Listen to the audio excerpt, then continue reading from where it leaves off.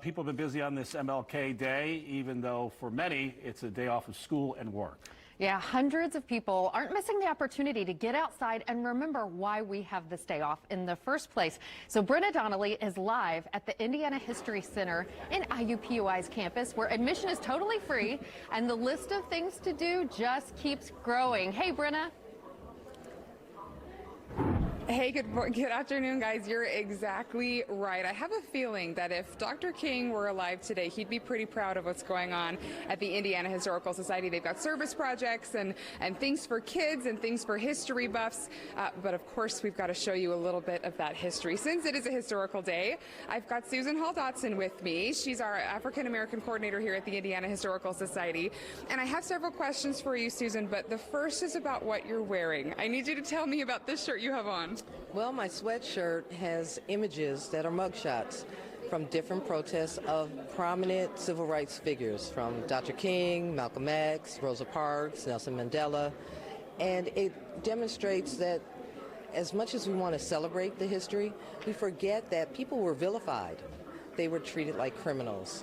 And thus, the Birmingham jail image of Dr. King is not just how we see him when we talk about the March on Washington and I Have a Dream speech.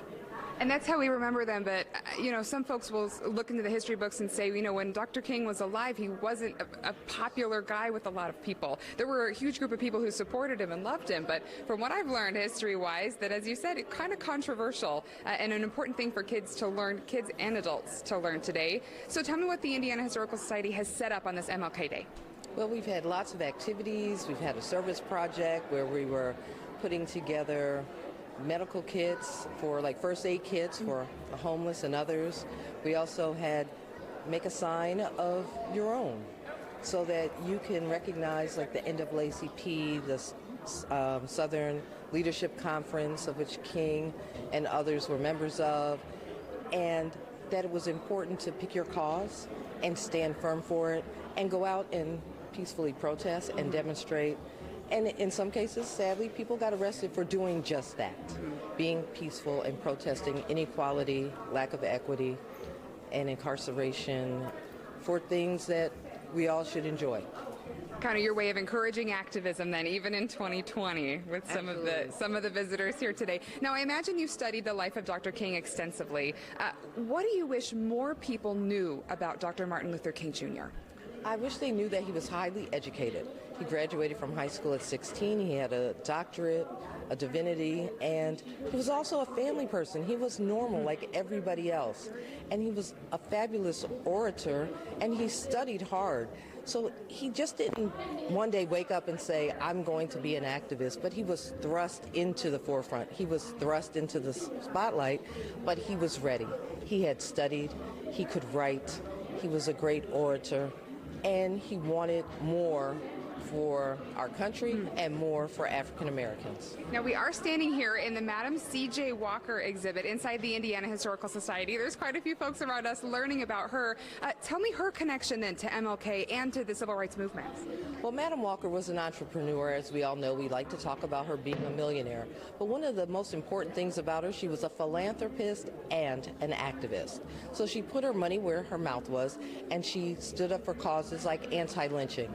She signed a document, a letter, that went to Woodrow Wilson. We have it on display on the wall, and went to Washington to present it to him because there were no laws at the time, and there's still no laws actually on the books that makes vigilante justice of that nature illegal, that people could be accused of a crime and be hung and tried without due process.